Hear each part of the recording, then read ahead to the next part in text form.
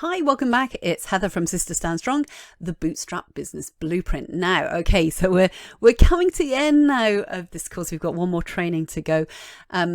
And as you can tell from throughout these 30 days, I have touched a lot about mindset and the power of your imagination and the power of your psychology. And one of the things that will stop you attaining the success that you want from your business at whatever level, whether you just want to hit the 5 figures a year, if you want to go 6 figures a year, 7 figures a year, 8 figures a year, there are always going to be resistant barriers that prevent you from breaking through that glass ceiling to get to the next level. And so today I just want to touch on breaking through some of those resistance barriers that you might have in your belief systems. So here's the thing, beliefs are not right or wrong, they just are. So beliefs can cause a polarity. I say potato, you say patata. I say that potatoes are disgusting. You say, oh my God, they're amazing. I love them. They're my favorite food. Which one of us is right? Well, the thing is, it's just a humble potato, for goodness sake. It just is. Now, we have differences of opinion. Now, each one of us has a map of the world, which we believe is true. It's our truth.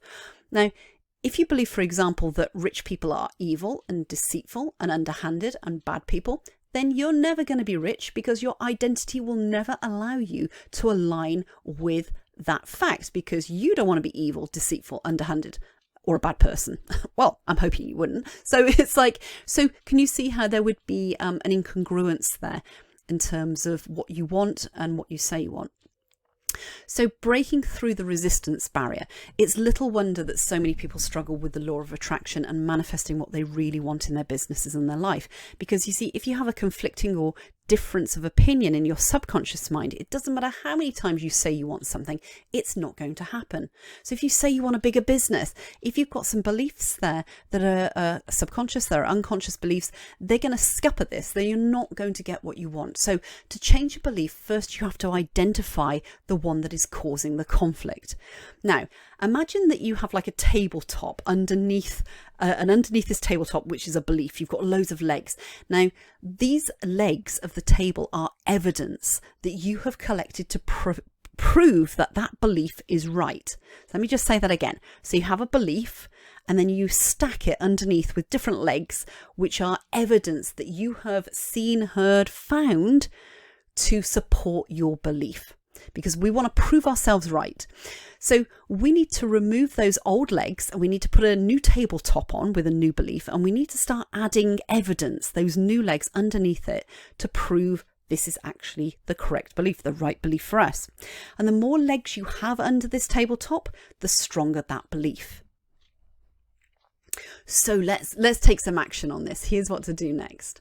So think of an unhelpful belief that you might have that you'd like to bust. You'd like to bust this belief completely, and you'd like to replace it with a more positive one. And then I want you to complete the 15 belief buster questions. Now, there's a download that you'll see that you'll be able to download. This is a question flow, and just work through those questions to do with this particular belief you have.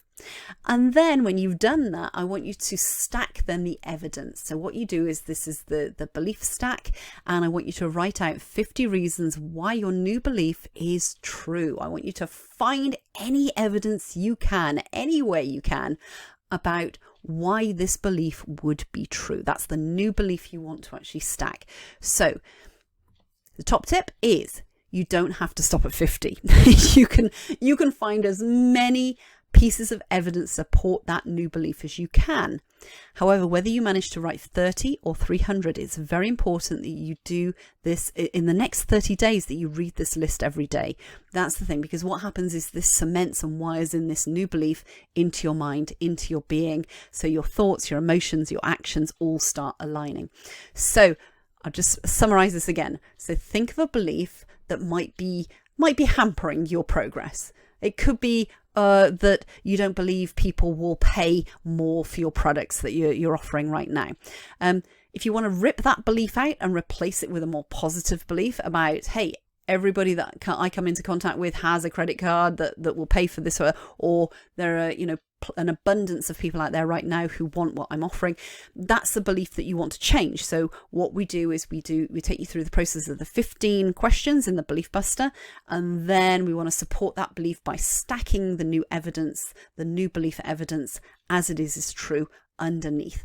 So this is a great little exercise. It's very helpful, very powerful for the people that have used it, our clients who've used it in the past. I've used this exercise as well many times over.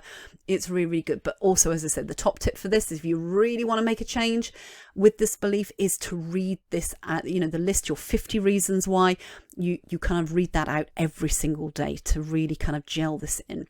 Lovely. So I hope that was helpful, and I will speak to you tomorrow.